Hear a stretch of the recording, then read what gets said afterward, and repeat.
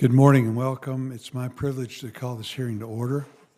Today we will consider the nominations of Judge Stephen Alexander Vaden to be Deputy Secretary of the United States Department of Agriculture and Mr. Tyler Clarkson to be General Counsel of the United States Department of Agriculture.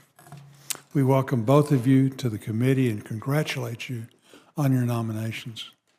You have been nominated at a very challenging time for rural America. This committee has examined the challenges facing our country's hardworking farmers, ranchers, and rural businesses. We've heard how they are struggling to keep up, let alone make a profit in this current economic climate. Farmers everywhere are losing money on every acre that they cultivate.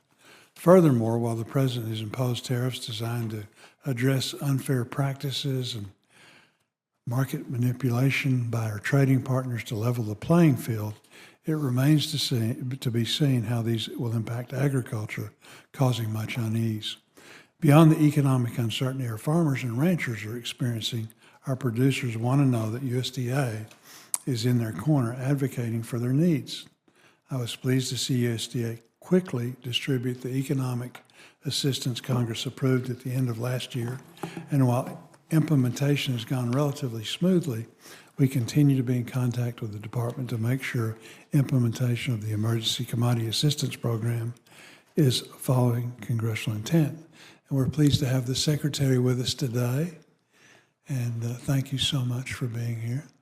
And we do appreciate your hard work in doing a good job of getting the economic assistance out. I'm confident that Judge Vaden and Mr. Clarkson will help ensure careful and deliberate decisions are made regarding vital USDA programs. They both bring impressive legal backgrounds and USDA experience that will serve Secretary Rollins and our farmers, ranchers, and rural communities well. Judge Vaden, whose family's farmed in Tennessee and Kentucky since the 1800s, has a legal background that spans the private sector, USDA, and the federal bench. His understanding of agriculture, the law, and USDA will serve him well as he is tasked with managing the day-to-day operations of the department. Mr. Clarkson, having previously served as Deputy General Counsel, Principal Deputy General Counsel, and Acting General Counsel at USDA, is well prepared, he should be, from all of that, to serve as the department's General Counsel. As General Counsel, Mr. Clarkson will be tasked with providing legal advice to Secretary Rollins and all other officials and agencies at USDA. This committee will lean on its statutory interpretations and legal expertise as we develop policies being considered by Congress. While the roles of Deputy Secretary and General Counsel aren't always public-facing, they are essential in ensuring the department remains focused on the mission and compliance with laws and regulations. I'm thankful for Mr. Vaden and Mr. Clarkson being willing to serve and confident both nominees will perform their roles well. I look forward to hearing their testimony and answer to the questions. I now turn to Ranking Member Klobuchar for her opening statement. Well, thank you very much, Chairman Boozman, for holding this hearing today to consider nominees for two critical positions of the Department of Agriculture. Thank you, Judge Vaden and Mr. Clarkson, for being with us today. I also want to welcome your wife, Kristen, and soon-to-be new baby. Congratulations to your family. It's good to see Secretary Rollins here as well as Senators Blackburn and Senator Hagerty. Thank you, Representative Kustoff and Rose. The past few months, I don't think I'm telling anyone in this room anything that's a breaking news, but have been a turbulent time. That's a Minnesota euphemism for farmers, ranchers, and rural Americans. As expected, key trading partners for U.S. ag exports have announced retaliatory tariffs following President Trump's tariff rollout last week, and that's a huge headwind coming the way or already here when it comes to things like soybean future prices and the like. but that's in addition to the headwinds of input costs and weather and avian flu and some of these other things that our farmers and ranchers have had to deal with. So for some of my smaller farmers and ranchers, this is just maybe the thing that puts them over. It's easier for bigger operations to absorb things, but this has been very hard for them. So I hope that we will get some change there.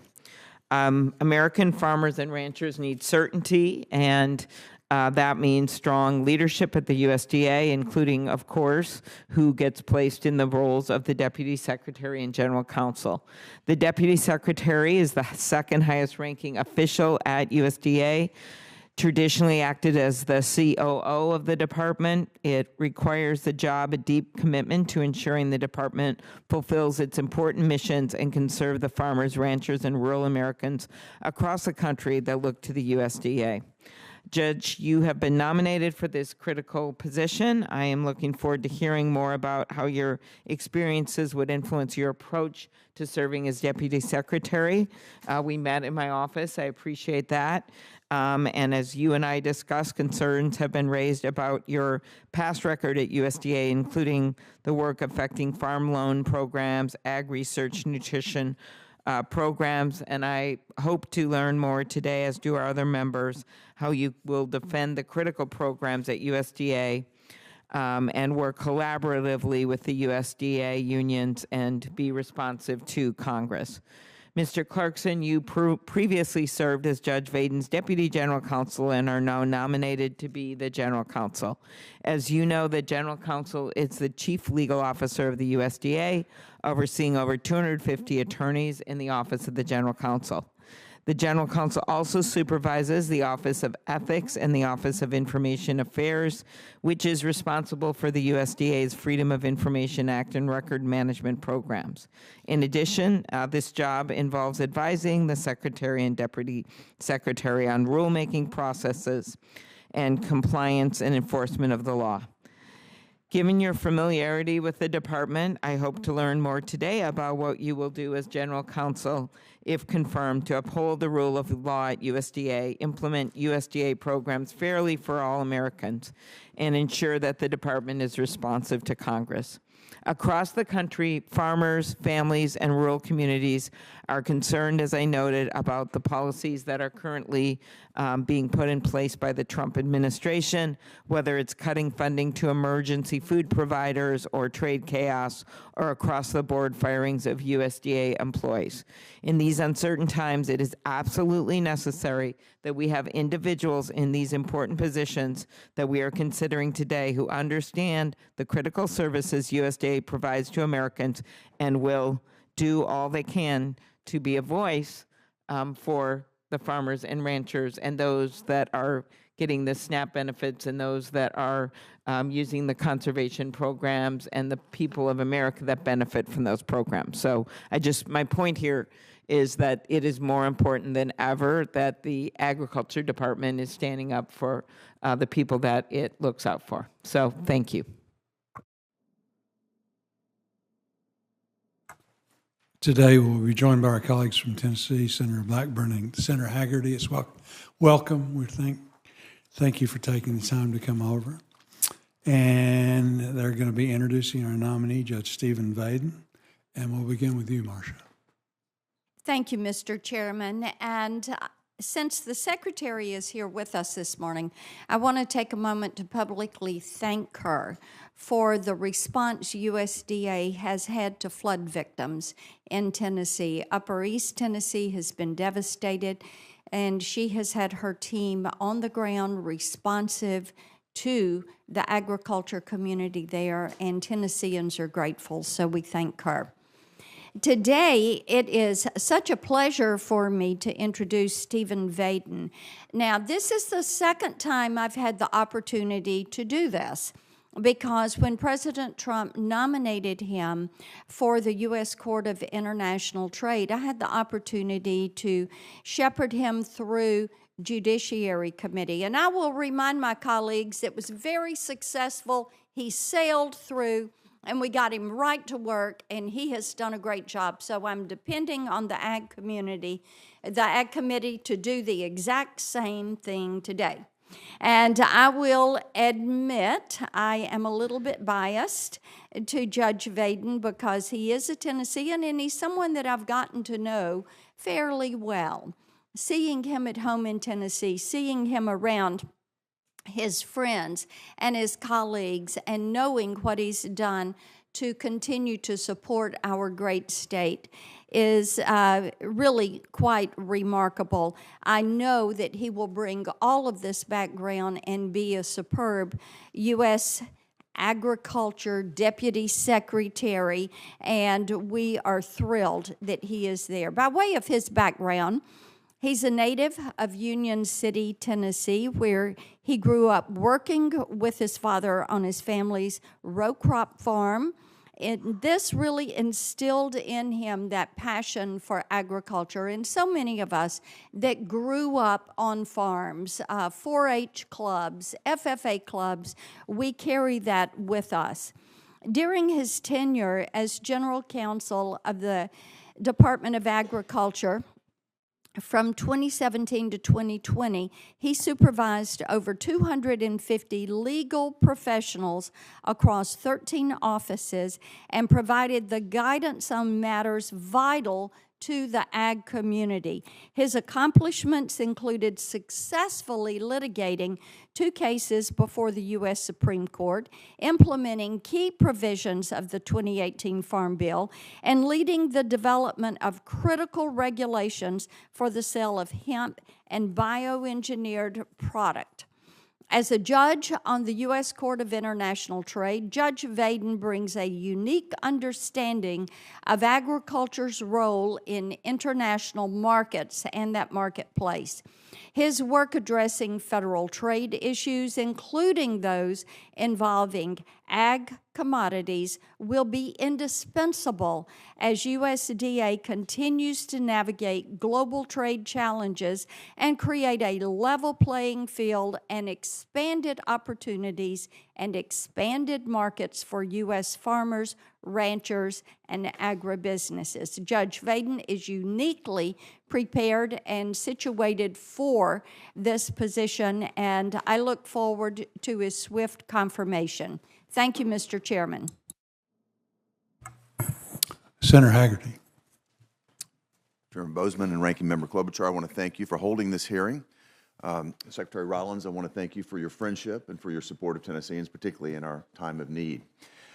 It's my pleasure today to introduce my friend and fellow Tennessean, Judge Stephen Vaden. Stephen's been nominated by President Trump to serve as the Deputy Secretary of the U.S. Department of Agriculture. His career in public service has been distinguished by his legal expertise, his deep commitment to our nation's agricultural and trade policy, and his steadfast dedication to supporting rural America. During the first Trump administration, Stephen served as the General Counsel for the USDA, and in that capacity, he provided legal counsel across all the department's critical missions, ranging from agricultural policy and rural development to food safety and trade. His leadership at USDA demonstrated not only his legal acumen, but also his unwavering commitment to advancing the interest of American farmers and ranchers. Following his tenure at USDA, Stephen continued his public service as a judge on the United States Court of International Trade, starting in 2021. In this role, Stephen worked at the crossroads of law, global commerce, and economic security. This experience has given him a nuanced and comprehensive understanding of the complexities of agricultural trade law, the challenges of global supply chains, and the broader economic forces that affect our rural communities. Stephen's judicial service has strengthened his already robust understanding of how agricultural policy intersects with trade law and international economics. He's seen firsthand how policy decisions on a global scale can directly impact our farmers, ranchers, and rural communities. This unique perspective is invaluable, especially as American agriculture faces increasing international pressures and challenges. It's clear that Stephen's experience in this area will serve him well as he returns to USDA at a pivotal time. Stephen was raised on a family farm with deep ties to the land and a profound respect for rural America. His family's farm in West Tennessee was not only foundational to his upbringing, but it also shaped his perspective on the values of hard work, integrity, and the importance of supporting communities that make up the backbone of our nation's agricultural sector. If confirmed as Deputy Secretary, Stephen will bring integrity, a wealth of experience, and a results-oriented mindset to this vital role. He understands the mission of the USDA, not just in theory, but in practice. He's lived it, and he's deeply committed to ensuring that the department supports and strengthens American agriculture. He'll work closely with Congress, state and local governments, and the American people to ensure that USDA delivers on its promise to serve our nation's farmers, ranchers, and rural communities. There are real and significant challenges facing American agriculture today, including the need to equip our farmers and ranchers with the tools they need to succeed in an increasingly complex global marketplace. I have full confidence in Stephen's ability to meet these challenges head-on, as he's done throughout his career. In closing, I'm proud to support Judge Stephen Vaden for the position of Deputy Secretary of the United States Department of Agriculture. His qualifications, his integrity, and his commitment to public service make him an outstanding candidate for this critical role. I look forward to working with my colleagues to ensure his swift confirmation. Thank you. Thank you so much, and thank you all for being here. I know you're incredibly busy right now, as all of us are, and it just highlights how important this hearing is. And again, thank you very much for taking your time. I'd like to introduce Mr. Tyler Clarkson, the President's nominee to be General Counsel for the Department of Agriculture. Mr. Clarkson currently serves as Vice President and Deputy General Counsel of Ginkgo Bioworks. He previously served as Acting General Counsel, Principal Deputy General Counsel, and Deputy General Counsel at USDA. Mr. Clarkson also worked on regulatory enforcement at the Office of Information and Regulatory Affairs and is a graduate of the University of Virginia. So today we're pleased to have Senator Justice's wife and daughter visiting us. So thank you all. And again, I think Baby Dog is here.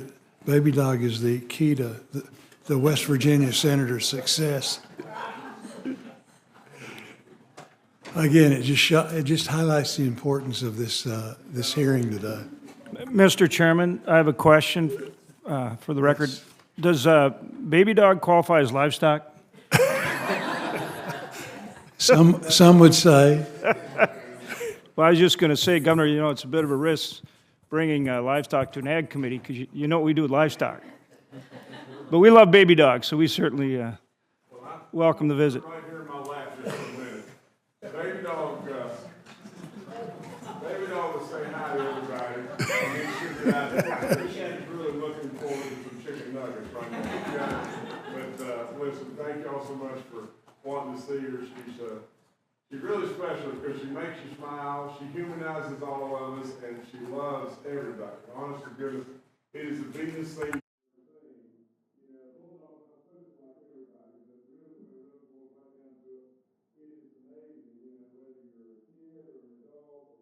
Rich or poor or black or white or, God forbid, a Democrat or Republican, she loves everybody. So that's good stuff in my book. So nevertheless, she's going to say bye because she's heavy. Very good. Okay, we got to get back to business. So we'll now administer the oath and then begin with witness testimonies. Each witness will have 5 minutes. If you'd stand and raise your right hand. Do you swear or affirm that the statement you're about to provide is the truth, the whole truth, and nothing but the truth, so help you God? Do you agree that if confirmed, you will respond to requests to appear and testify before any duly constituted committee of the Senate? Very good. Thank you.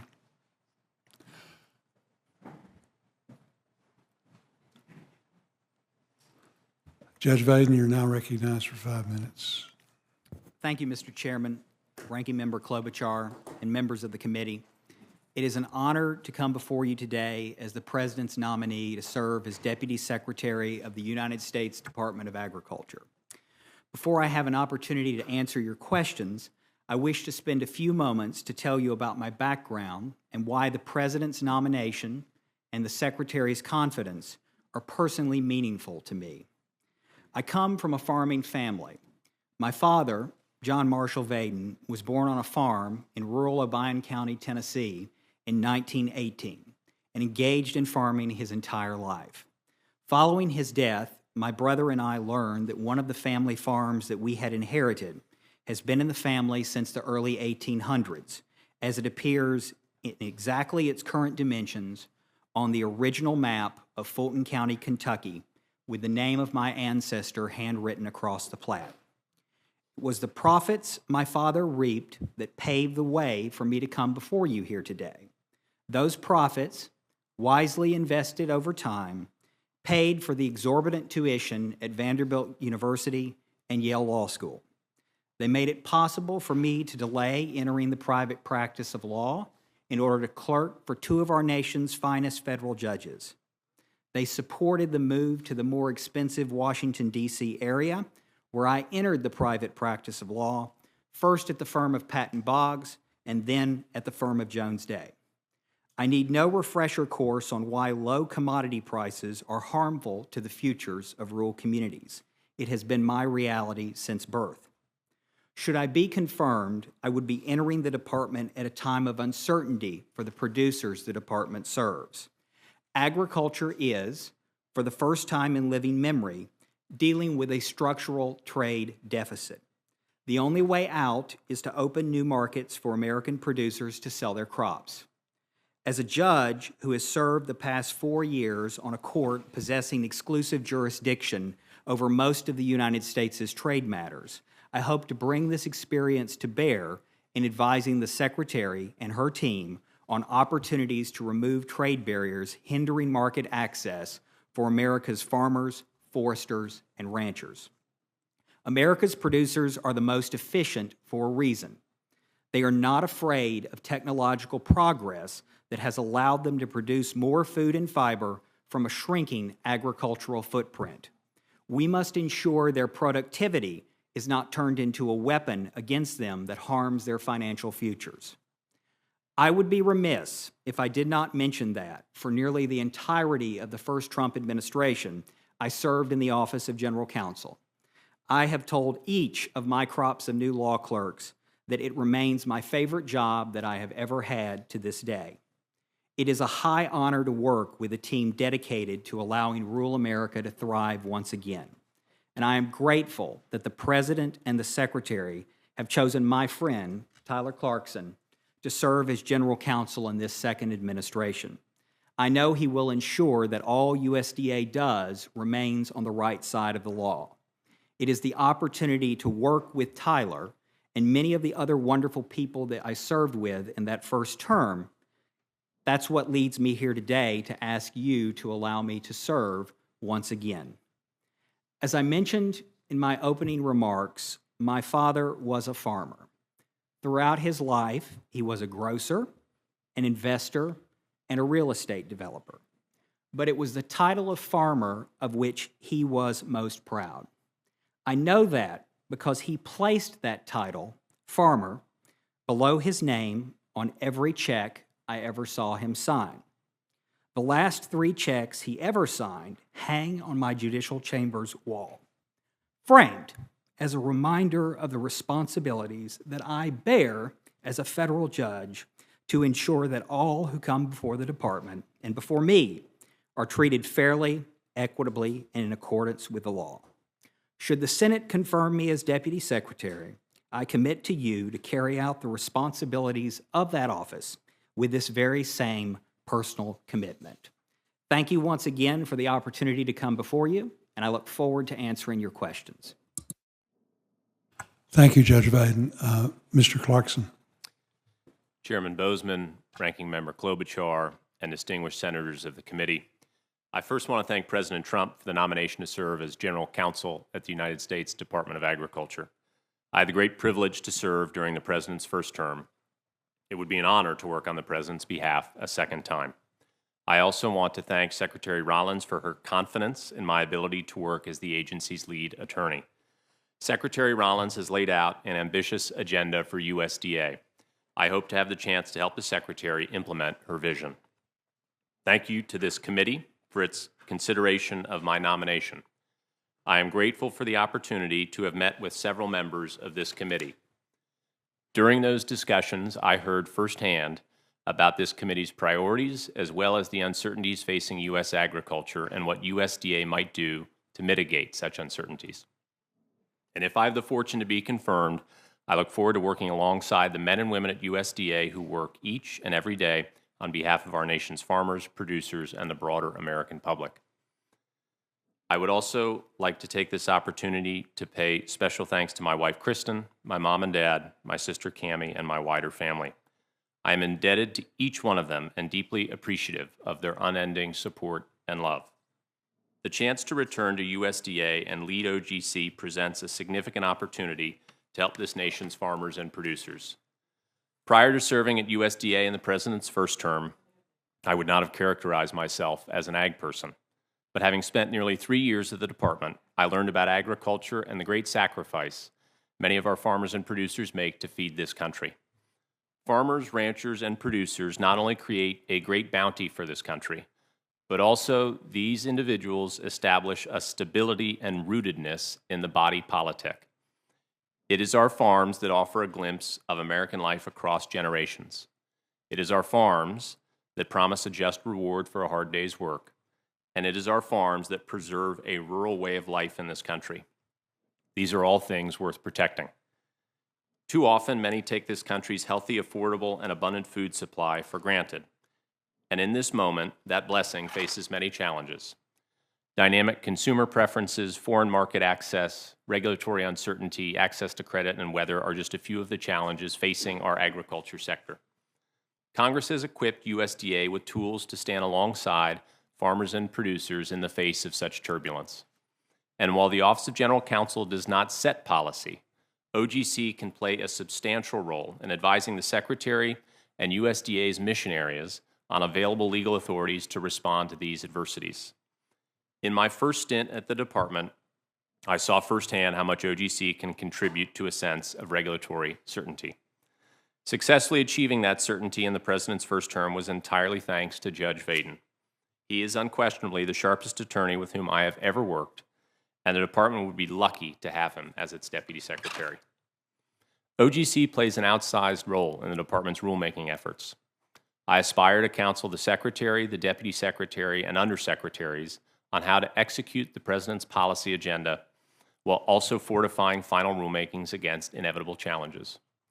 OGC's close involvement on major rulemakings creates the best possible conditions for the President's deregulatory agenda. The President's agenda will free our farmers from unnecessary or anachronistic regulatory burdens. The President's agenda will incentivize advances in agricultural technology, including precision ag and biotechnology. And the President's agenda will best position our farmers and producers to compete. An OGC that delivers on the President's agenda is an OGC that does justice for our farmers and producers. If I'm confirmed, I will work each day on behalf of the President and the Secretary for the betterment of our farmers and producers. Again, I thank this committee for its consideration of my nomination, and I look forward to your questions today. Well, thank both of you for your testimonies. Before I ask my questions, I would like to add letters of support from various farm groups for Judge Vaden and Mr. Clarkson's nomination of the record. Without objection, so ordered.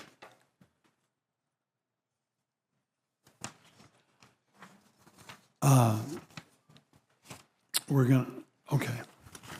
Judge Vaden, if confirmed, you will be the second highest ranking official at the Department of Agriculture. How will your previous experience in the private sector at the department and on the federal bench serve you in this new role?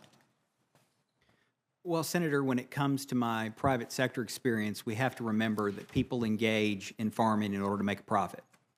And in order for them to feed their families, and the profits that they make feed the businesses and help others feed their families in rural communities. When I think of my home county of Obion County, Tennessee, it is the farmers that kind of spur all the economic development that exists there. And so it will allow me to keep in mind that when we're considering rules and regulations, these are going to have an effect on real people who are trying to make a living. And it is those people, their experiences, and their needs that will be first and foremost in their mind. Then, of course, as a judge, I have to keep in mind the questions that you, the Congress, statutorily charge us with answering. We have to remain faithful to the text of the law as you have passed it. Mr. Clarkson, as the committee continues drafting legislation like the Farm Bill, we rely on technical assistance from the department and OGC. How do you view OGC's role in providing technical assistance, and will you commit to providing timely technical assistance to all members of the committee? Thank you for the question, Senator. I pledge to provide prompt TA to the committee in all instances. Providing technical assistance to this committee, particularly in a Farm Bill year, is of huge importance, and one of the things that I think is one of the most valuable contributions the Office of General Counsel can make. So I stand ready in the event I'm confirmed to ensure that technical assistance is timely and responsive. Judge Vaden, given you have previous experience with internal reorganizations while at USDA, do you anticipate any future reorganizations that might be necessary to maximize the efficiency of the department? And if so, will you commit to working with and communicating with Congress as any such actions are contemplated? Well, Senator, when it comes to the actions of the department, we need to be communicating with you on a regular basis, whether it's about reorganizations, policy matters, or anything else, because ultimately all the department does is carry out the will of Congress. The United States Department of Agriculture has no independent authority separate of Congress. It's not established by the Constitution. It is a creature of statute. And so you have my word that we will be in constant communication, and my office in particular will be in constant communication with you about the department's initiatives. Very good. Mr. Clarkson, how do you foresee the Supreme Court's decision in Loper-Bright impacting the work of the department, including technical assistance provided to Congress as we work to draft a Farm Bill? Thank you for the question, Senator. I think Loper-Bright puts additional stress on the words that you all put on a page. It is, agencies will have less deference from the judiciary with respect to agency expertise. And so that means that in the event we're proceeding with a rulemaking, we have to be all the more exacting in hewing closely to the statutory text. And with respect to TA, it's all the more important that we provide fulsome, responsive TA to equip you all to write clear, intelligible statutes that give us the proper guidance and direct us in a way that's sustainable in court. Very good. Senator Klobuchar. Thank you very much. Thank you, both of you, for your willingness to serve. And my hope is that, if confirmed, you'll be using your experience and your intelligence for good, because we have a lot of headwinds, as I just explained. And I also appreciated the answers on technical assistance, including if, I hope we can move forward on a Farm Bill, and both sides of the aisle are going to need that help. So, as you also spoke to me about that in my office. So, since I met with both of you, things in my mind have gotten worse for our farmers and ranchers. And Judge Vaden, in your testimony, you said that you were looking forward to working on opportunities to remove trade barriers for farmers. I think about many times under presidents of both parties where we have done this. We recently, on frozen turkey during the last administration, got some tariffs reduced. They're great help to the turkey producers in my state. Or I remember trade battles we'd had with South Korea over beef and other things, and we've been able to resolve this. But what I'm concerned right now is that we're going in the opposite direction, that the administration's tariffs policy is instead leading to retaliatory tariffs, fewer markets for farmers, not greater trade, and what they want, which I'm sure you've heard as yourself, is trade, not aid. Could you talk about the president's current tariffs and what you think of them? Are they harmful for farmers? And do you have any ideas about how we're going to get out of this mess? Well, Senator, I have to be careful what I say when it regards tariff matters, because I sit on a court that has exclusive jurisdiction to hear legal complaints that may be brought about the president's tariff actions. So I hope you'll understand if I talk in a more general nature. Of course. Obviously, our farmers face a number of trade barriers. Historically, when we talk about trade policy, people have thought about manufacturing. But if we're going to be throwing punches on behalf of America's economy, there are some punches that need to be thrown on behalf of American farmers too. Because While tariffs are the headline, what blocks so many American agricultural products from other countries are phony phytosanitary concerns, supposedly raising health or other welfare concerns about American products. Now, we in this room know that America's farmers produce the finest that is available in the world, and we produce it in a quantity that no one else can match. And this is protectionism by another name. And so what I hope to bring, should I be confirmed as Deputy Secretary of the Department of Agriculture, is a constant reminder to the President's trade team that we need to be on offense when it comes to American agriculture, because ultimately what we're going to be judged on is how many new markets we have opened up for our producers where they could not previously sell. Very good. I do think you're aware, 20% of the production now is exported, and I feel like we're not on offense when it comes to farming. We're on defense because of what I've heard from my own farmers is they literally are getting calls that, no, we don't want to buy your stuff anymore. So if you are confirmed in this job, I think the only way we go on offense is by having some sanity restored with respect to these tariffs. The other thing I continue to hear from farmer and rural leaders in my state about, and this is a 14 rural county tour I just did, is the unprecedented freeze and cancellation of agreements that create uncertainty. Last week, the department indicated that it would be providing this committee with an updated status of the programs and activities affected by the funding freeze. This morning, they sent a list that included 15 programs affected by the funding freeze. We're currently reviewing the list. If confirmed, will you commit to ensuring that the department follows through with providing a complete and accurate list and update the committee at least every other week? Because these are farmers who have no political bent, but there was a program.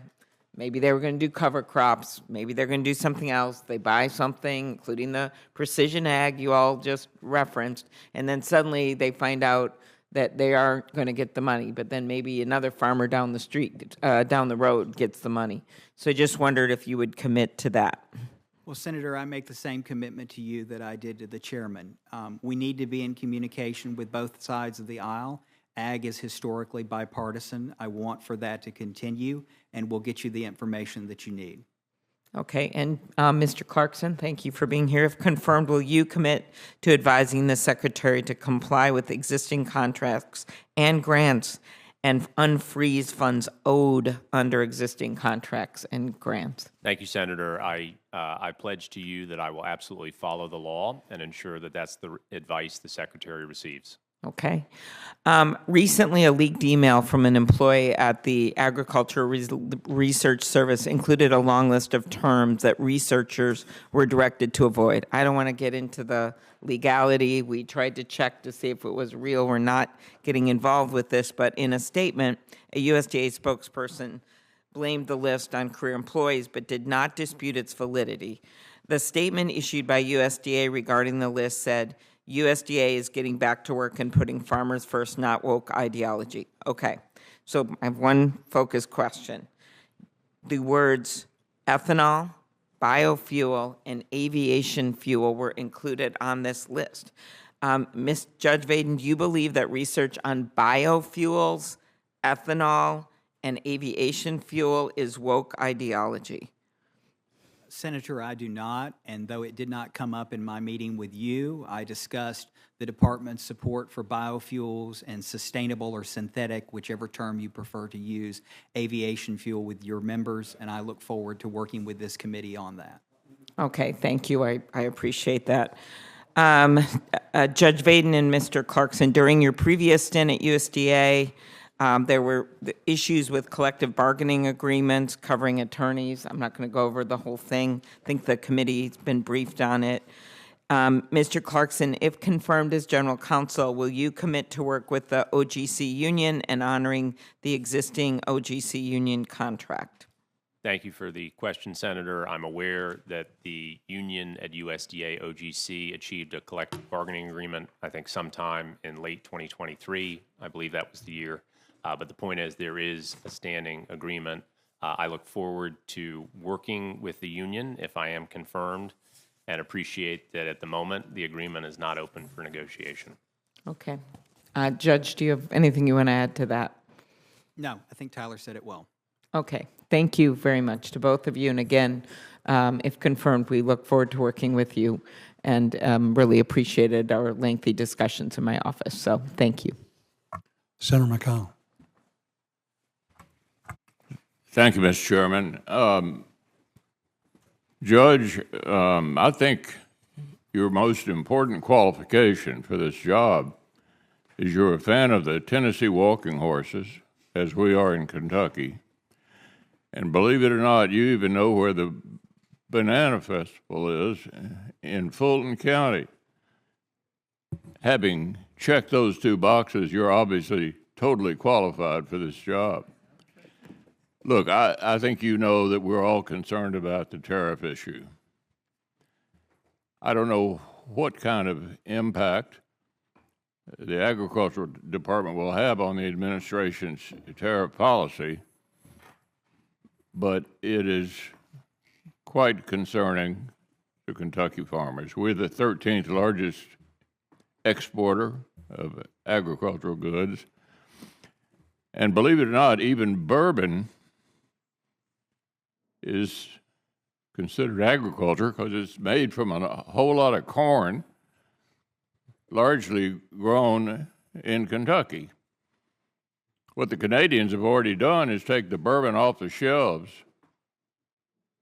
just taking it off the shelves. And that was the first blow that they landed on us. So give me your thoughts about where this all ends for American agriculture. Well, Senator, I appreciate your commentary, and I hope I can see you at a future Tennessee Walking Horse National Celebration or Banana Festival in the years to come. When it comes to your point about trade, I am reminded, you won't be surprised, of the department's statutory responsibility. Congress has charged the Secretary of Agriculture and a department as a whole with not only informing the president, but informing the rest of the cabinet about the effect of items under consideration on the economy of rural America. And that is what we've got to be. We've got to be a voice to let all of the policymakers know what the policies that they are considering will do in rural America and suggest ways that those policies can better help rural America. When it comes to my role in that, Senator, I've been called many things throughout my career. Quiet has never been one of them. So you can rest assured that I will be a voice within the administration, letting them know where there are opportunities that they can do more for rural America and America's farmers.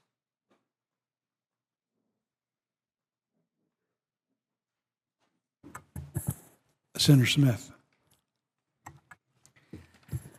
Thank you, Mr. Chair, and welcome to both of you. Thank you very much for your willingness to serve our country. Mr. Vaden, I'm just trying to find myself. I want to start with a question for you, sir, a question about tribal relations.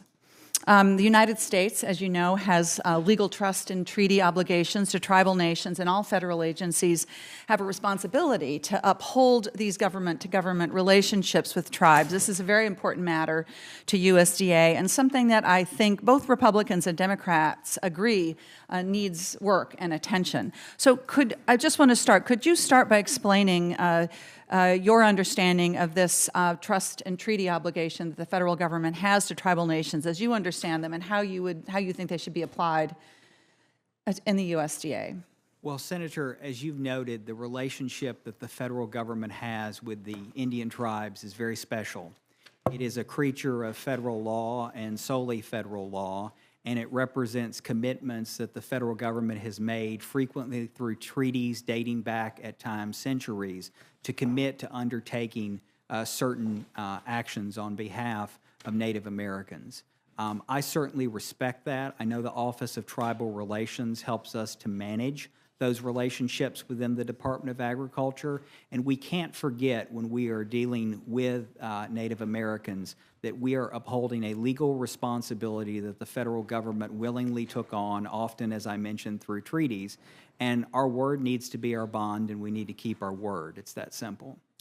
Thank you for that. I think that there has been good work happening at the USDA using 638 authorities to establish self-governance pilots for some of the ways that USDA programs are implemented, essentially treating tribal governments as they are, as governments who have the ability to govern how some of these programs work.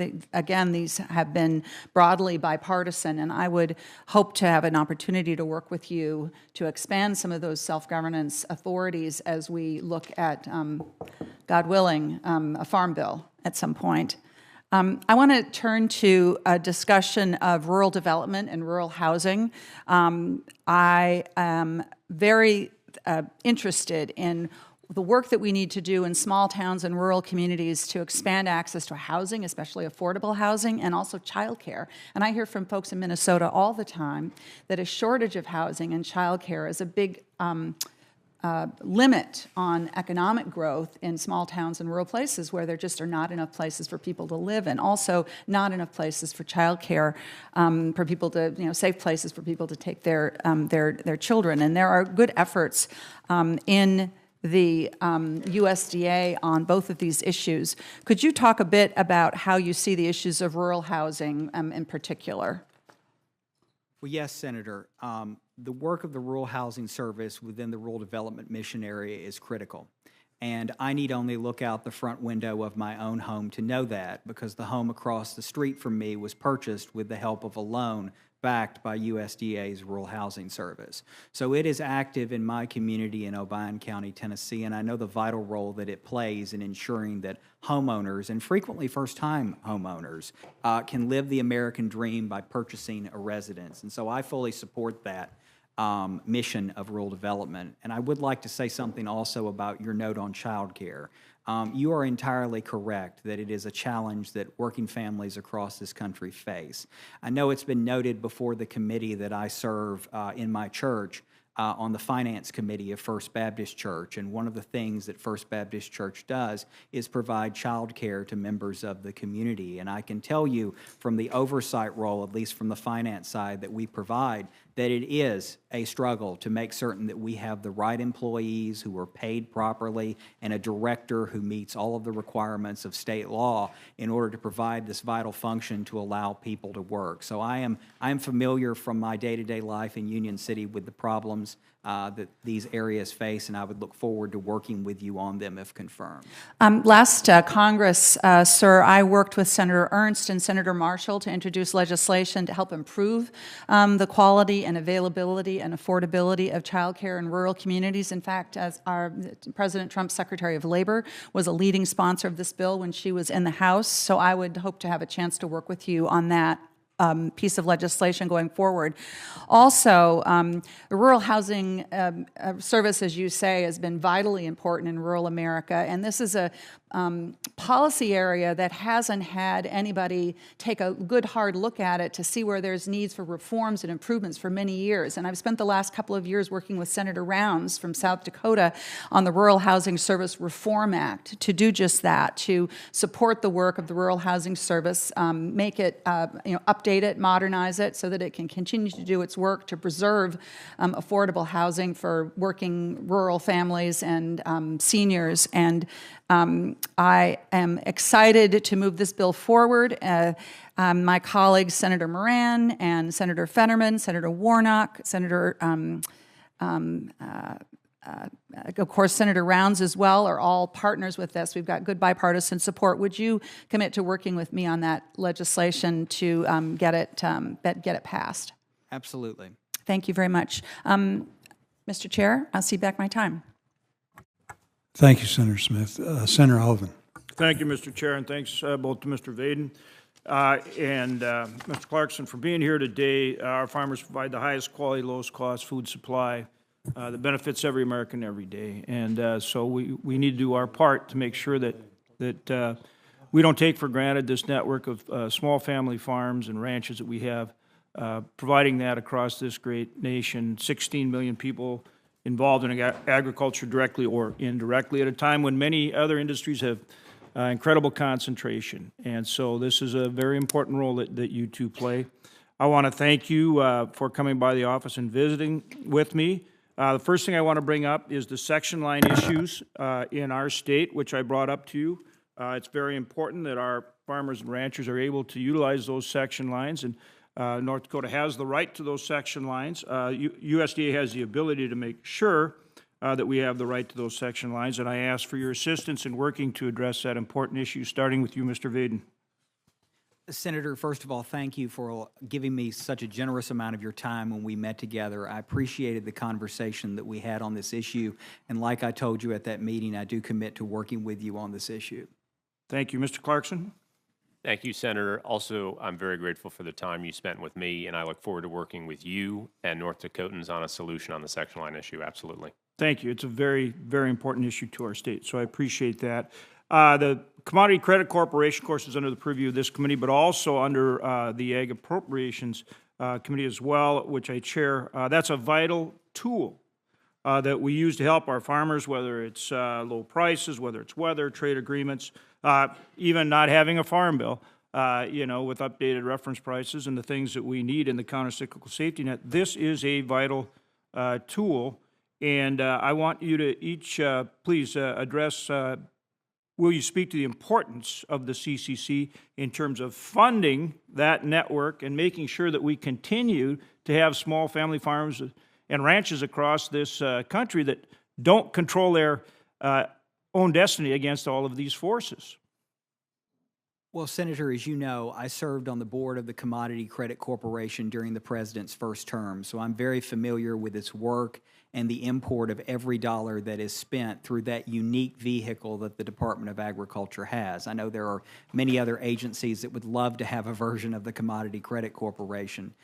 When I think about the important work that it does, I think about my fellow Tennessee farmers back home, several of whom are here today, especially in the overflow room for today's hearing.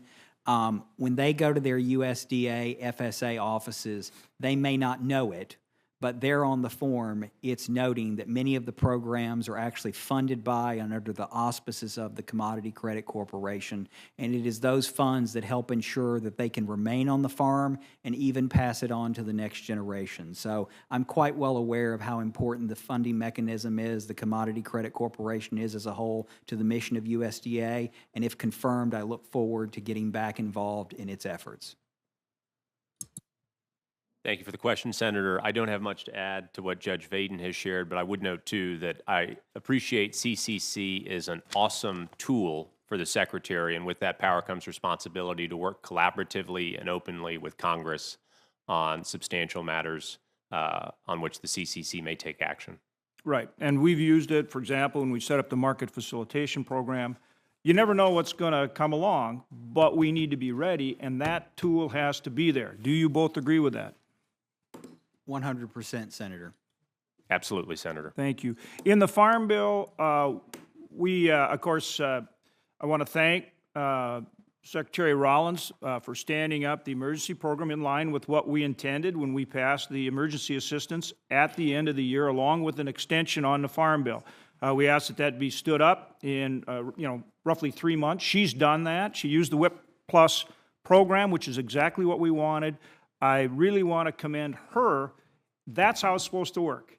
And so we appreciate you coming on board. She needs your assistance. She needs more folks on board.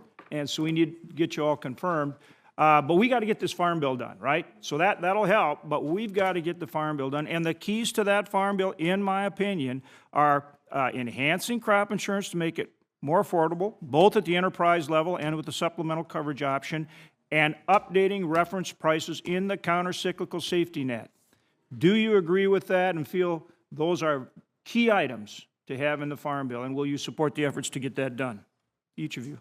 Well, Senator, the farm safety net needs to reflect the actual cost of production.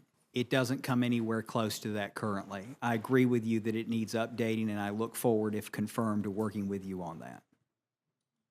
Thank you for the question, Senator. I agree with your formulation, and I look forward to leveraging the resources of OGC to ensure that you have all of the technical assistance needed. Okay, and then the last question I have for each of you is that in our state and in Senator Klobuchar and Senator Smith's state, The sugar industry is a huge industry, not only in terms of the growers in both states, but also all the processing that we do. It's a many billion-dollar industry in the Red River Valley of the North. Do you understand the sugar program, how it works, and the importance of it, and will you continue to support and enforce it? For each of you. The answer to all those questions is yes, Senator. I was involved when I was General Counsel in the first term, managing that program, and so I am familiar with it, and I would look forward to working with you on it to ensure it is properly managed moving forward as Congress has stipulated in statute. Yes, Senator, I look forward to enforcing the law. All right. And again, well, Mr. Clarkson, enforcing but beyond that, supporting our efforts here, you recognize the importance of the program and supporting it. I do, yes, Senator. Okay. Again, to both of you, thank you. We need, again, the Secretary's off to a great start, but she needs more of you on board to get these things done on behalf of our farmers and ranchers. Thank you both for being here today. Thank you, Mr. Chair. Thank you, Senator Hoven. Senator Lujan. Thank you very much, Mr. Chairman, and thank you to our ranking member as well for holding this hearing. Welcome to both of you here today as well. Now, Mr. Chairman, I've been chatting with constituents quite a bit at home, whether it's at the grocery store or in and around the communities that I'm honored to represent, that I live in, and I've been hearing a lot of concern and folks that have been describing confusion around many of the programs that they count on from USDA. There was an effort to slash $1 billion in funding for schools and food banks to purchase local nutritious food to the ongoing threat of layoffs. It seems that things are getting harder for folks back home, especially farmers and ranchers who depend on these programs. And these food programs that were cut, no one should forget that it's local food producers, local farmers and ranchers are the ones selling them the food. And when you decide to plant the seed and you're a farmer, you don't just do it because you had a dream about it. You plan for a year. Last year, these farmers started talking to the food bank saying, well, what are you going to buy? What do you need? If I'm going to sell to you, I got to make sure that my crops are going to be in place, that my planting schedule and all the rest. You all know this. And then at the 11th hour, for the rug to be pulled from them, what are they supposed to do? Try to find some other buyers? What does that mean to the family, to the farm? It's just no way to do things. I think especially farmers and ranchers, giving them time to plan. If a program's going to be cut, well, time is going to be cut in 3 months or in 6 months or in 9 months, not in 2 days. There's a better way to do this stuff. And folks at home are not happy, including a lot of people that tell me they voted for this president. They're concerned. And I hope that we can take those concerns to everyone that will listen to see how we can do better. Now, Mr. Chairman, as you know, on this committee, I've talked a lot about these things called acequias. These are earthen ditches. Go back hundreds of years in New Mexico and southern Colorado. I still dig mine. 3 feet wide, 3 feet deep. You have to burn the brush. You have to cut the edge. You have to get a shovel, make it look real nice, because mom's going to come look at it and tell me if I cleaned it the way that dad taught me. And if I don't, I've got to clean it again. It's not easy. There was an effort going back my time in the House to now, previous farm bills, it's been 2 farm bills now, that we were able to get some support for these irrigation systems back in New Mexico. I think USDA announced a $15 million grant last year to help conserve much needed water, because it's dirt from where the mountains are with the snow, and it gets it to the farmers and all the rest. The grant agreement was signed last December, yet the administration has refused to honor that grant award for these folks. These are all volunteers, farmers that they want to plant. They don't want paperwork. Now, Mr. Vaden, yes or no, do you believe that USDA should honor agreements they have signed and award those funds immediately? Senator, I believe that USDA should follow the law. And so I'm not familiar with the particular provisions of the grants that you cite, but obviously USDA should follow the law.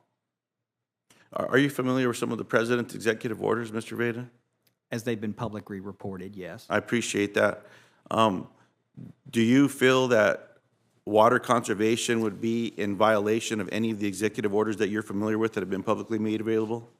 Well, Senator, I have visited New Mexico many times, including when I was General Counsel, because the Office of General Counsel has an office in Albuquerque, as I'm certain you're aware. Whenever I took a trip as General Counsel, I made certain to visit a national forest that was nearby. During my time in New Mexico, one of the national foresters there actually took me and showed me some of the water conservation measures that you have been talking about. So I have seen them firsthand.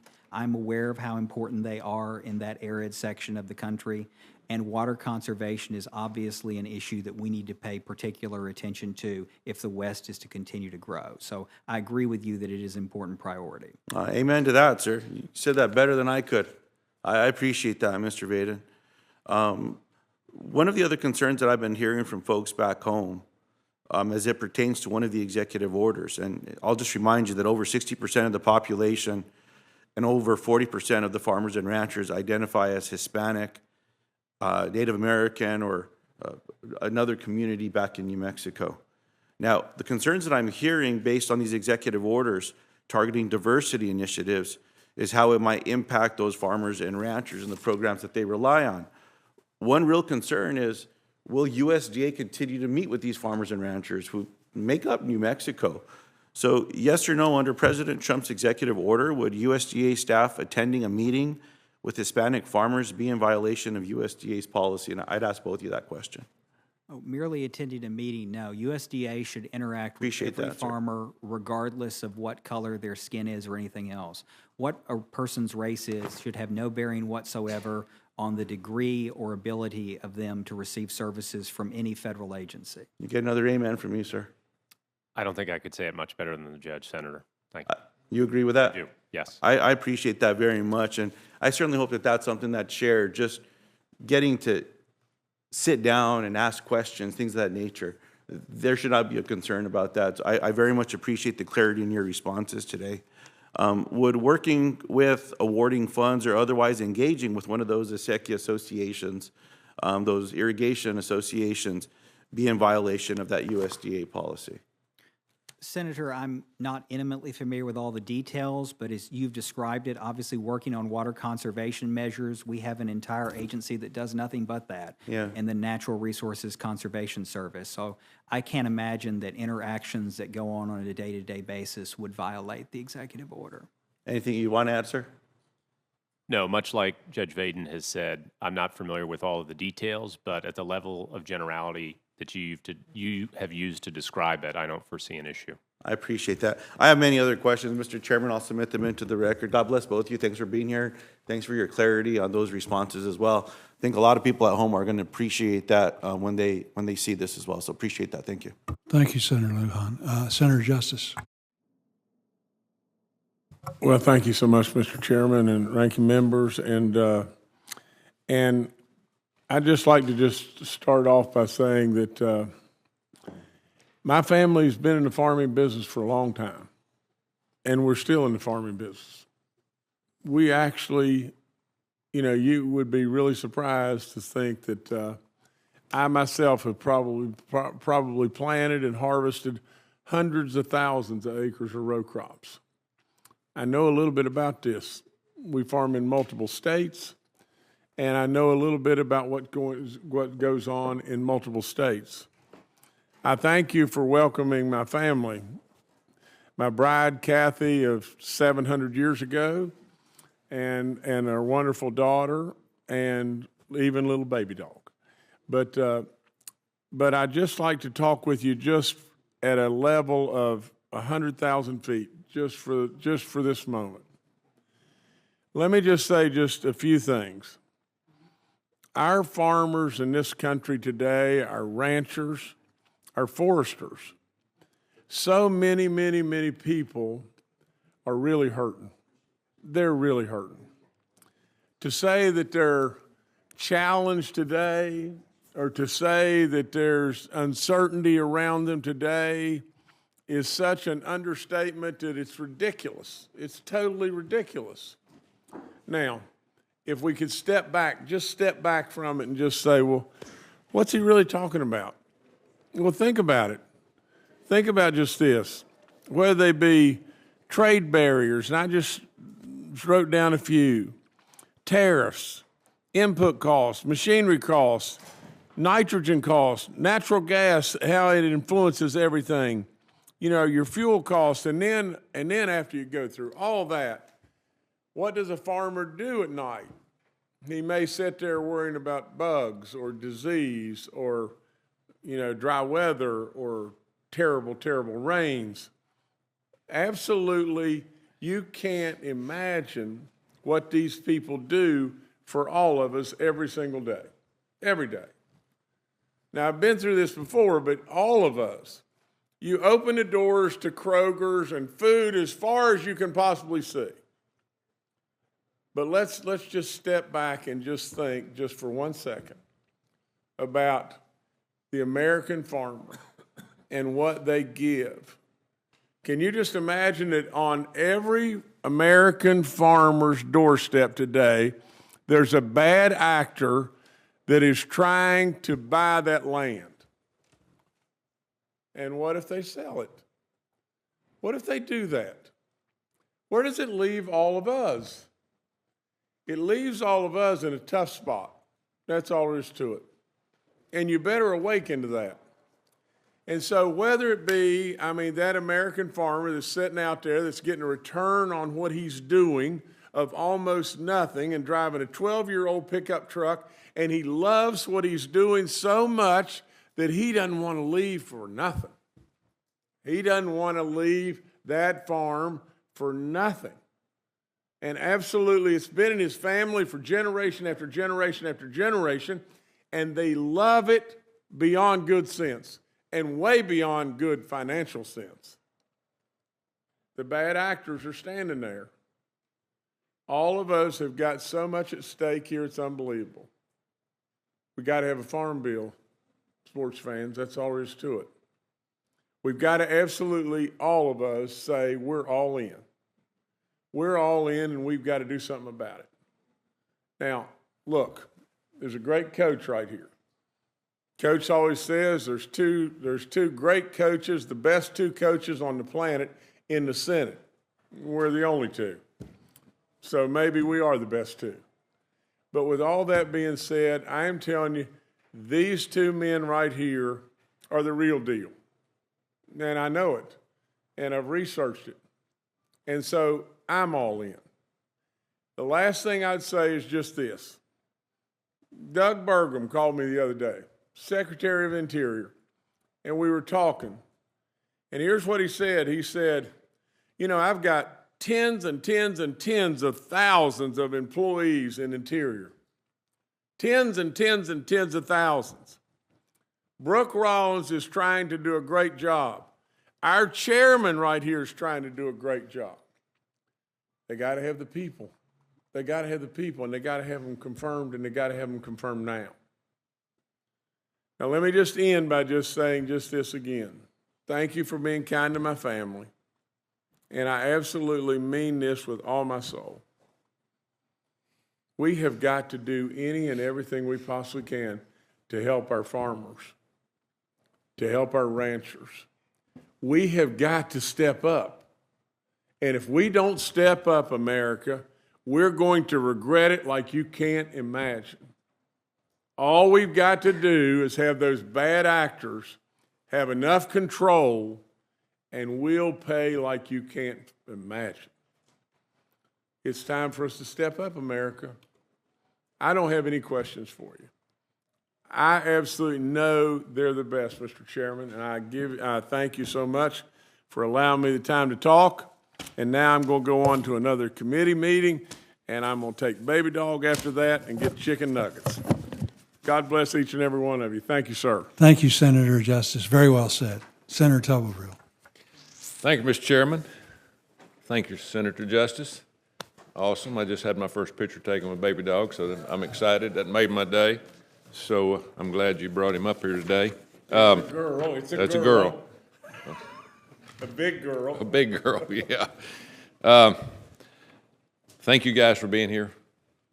And as like Senator Justice says, my phone, I've had to put in a new phone line to the farmers they're getting killed. It's almost over. I mean, they can't even see the light at the end of the tunnel. And we need a farm bill. We need to help them. We need to understand the situation that we're in. Thank God for the tariffs. For President Trump, he's trying to right the ship. We'll see what happens, but we've got to help our farmers. Mr. Vaden, domestic peanut growers in my state and across the country have been at a competitive disadvantage in the marketplace due to non-tariff trade barriers on peanuts from aflatoxin and in the European Union. Would you commit to ensuring USDA and the U.S. Trade Representative, USTR, would work together on President Trump's agenda to reduce trade barriers and prioritize market access for our farmers? Absolutely, Senator. I know you just joined us, but earlier in response to a question from one of your colleagues, I noted that when it comes to American agriculture, oftentimes the barriers that are actually keeping us out of the market aren't formal tariffs. They're not taxes. They're, as you have noted with regard to your peanut farmers in Alabama, they are phony phytosanitary concerns. And those concerns cannot be allowed to— What does that mean? That basically means a phony concern about a health issue. Okay. Whether it be human health or animal and plant health. And they use it as a barrier to keep our products out. Our products, grown by American farmers, are grown with the best technology, with the best scientific advancement, and there should be no concern from any international purchaser that if they're buying American, they're getting anything other than the best. And I will have no problem, sir, voicing this to the President's trade team. Thank you. This is for both of you. The Biden administration made individuals reliant on the SNAP program, and the federal government to provide for them. SNAP should be a hand up, not a handout, and we need to get Americans back to work. I think we all agree with that. A big part of this is due to the Biden administration's 21% increase in SNAP benefits through a thrifty food plan update amounting to over $250 billion in spending without congressional authority. Do either of you have ideas on how to enforce existing work requirements for SNAP recipients? Well, Senator, I think your question points out something very important. The work requirement that is contained within SNAP is not voluntary. It is a statutory mandate passed by this Congress. And failing to enforce the work requirement isn't a policy choice. It's a choice not to enforce the plain text of a law that Congress has passed. So I appreciate you pointing out that the purpose of SNAP should be gauged on not how many people are on it at any given period of time, but rather, as you have pointed out, how successful the program is at giving people a helping hand when they need it, and then working to transition them to self-sufficiency and entering the workforce so that they can become self-sustaining members of society. And that's really how we ought to be judging the success of SNAP, how successful it is in helping people make that transition, and the work requirement is an important part of that. Thank you. Thank you for the question, Senator. I think the judge laid it out perfectly. Perora made very clear that there are work requirements associated with SNAP. I'd also note on my wife's behalf, who is an Auburn graduate War Eagle, so I'd be remiss if I didn't share that today. Thank you. Thank you. And we all want to take care of people that are needy. We really want to take care of them, everybody. But the problem is we're like a business. And we run this thing too far, there's not going to be any money for anybody. We're going to be dead broke. And we're headed in that direction. So we need to be a precursor for what's going on in this country and watch what's happening and understand that we need to help people, but we can't help everybody just because they don't want to do anything.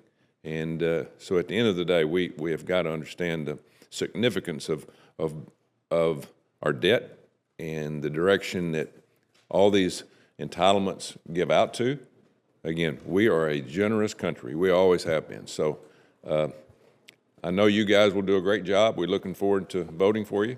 And so now I'll turn it over to my colleague here. I can see him coming. He's ready to go. Senator Welsh. Thank you. That's my warm-up act. Yeah. Appreciate that, Coach. Thank you very much. One of the questions I have, you had indicated that you were proud to outsource some of the OGC work on defaulting farm loans so USDA could more quickly foreclose on defaulted loans. I want to have you describe that. You know, during your previous tenure in the General Counsel's office, did you privatize or streamline how farm loans were handled in the office? And if so, can you explain what changes you made and how you saw these changes as beneficial? Well, Senator, obviously, during my previous time as General Counsel, we don't want anyone to default on their loan. When the federal government gives a loan, we want them to pay it back in full with interest. Unfortunately, that doesn't happen every time.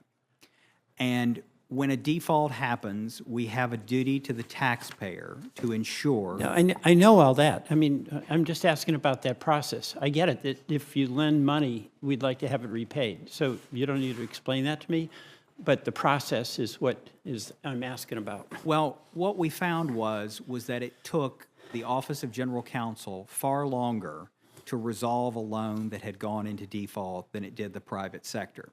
And in the private sector, resolving defaulted loans are handled by law firms that specialize largely in nothing but that. And they are expert in doing it. It's all that they do. And I thought it would be a good idea to take that loan resolution effort, do what the private sector does, and have a contract process whereby people could put in proposals to serve as USDA's agents to do this, so the taxpayers. I get that. So it's efficiency. There is an issue with private debt collectors and overly aggressive tactics. Is that something that you're concerned about? Well, Senator, this wasn't debt collection in the sense that these weren't people who were calling up harassing. This was an instance of, these are instances where the loan has been defaulted on and USDA must exercise its right to claim the collateral and sell it to preserve the principal that it loaned. No, maybe I'm not being clear. I get that. You make a loan, you want it repaid, all right? Some farmers have, through circumstances beyond their control, have trouble sometimes repaying those.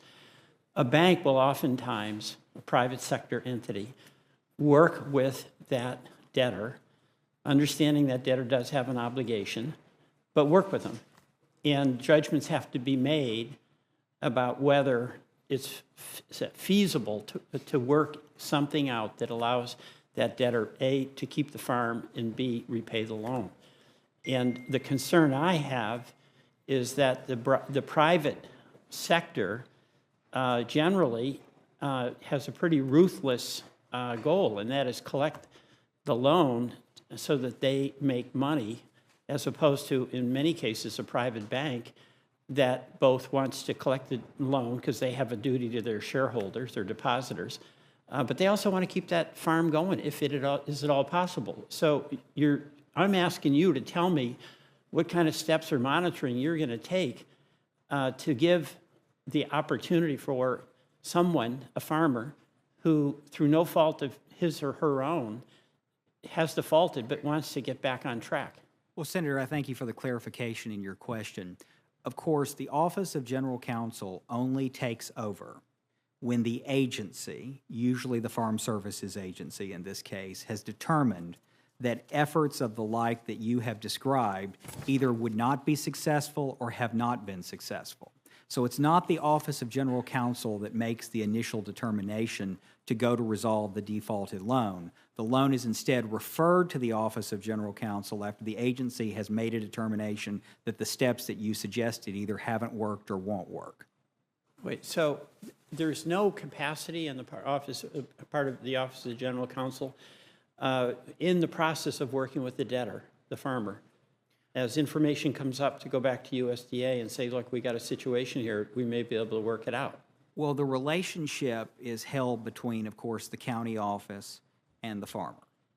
And they're the experts when it comes to servicing the loan, the long-time relationship that they have with the loan holder in many cases, And so they're the frontline people who service the loan. It only gets turned over to the Office of General Counsel if there's a legal question in terms of what the loan actually allows or doesn't allow, or if there's a decision made by the agency that further efforts would be futile. So you're sort of hands-off is what I'm hearing on this question of whether some kind of workout arrangement would be accomplished. Well, I'm in favor of workout arrangements. What I'm clarifying is that that's not handled by the Office of General Counsel in the first instance. That's handled by the Farm Services Agency. Well, yeah, okay, I just, Mr. Chairman, I do think that debts have to be repaid, and I think nobody more than farmers understand that. I mean, they have to borrow money, and they're good in their word. And if they're not able to repay it, oftentimes it's through circumstances beyond their control. And I'm not asking for a write-off, but I am asking for serious efforts to work with farmers who are in a pretty tough situation, maybe because of weather events or commodity price collapse. And my hope is somehow, some way, that would be part of the equation. Thank you. I yield back. Thank you. Senator Marshall. Well, thank you, Chairman, and welcome to our nominees. My first question is going to be for Judge Vaden. Judge, my family goes back, family farms 100 years. I think yours were even 100 years older than my family's. And I'd like to think that my great-grandfather, your great-great-great were the original conservationists, that they wanted to leave this world cleaner, healthier, and safer than we found it, just like you and I want to leave it for our future generations, cleaner, healthier, and safer than we found it. I also note, though, that my farmers and ranchers depend upon certain pesticides and fertilizers, and there's a great opportunities, I think, for precision agriculture. We're growing more with less every day. In your office, if confirmed, how can you help defend the crop protection and precision ag tools that our farmers rely upon?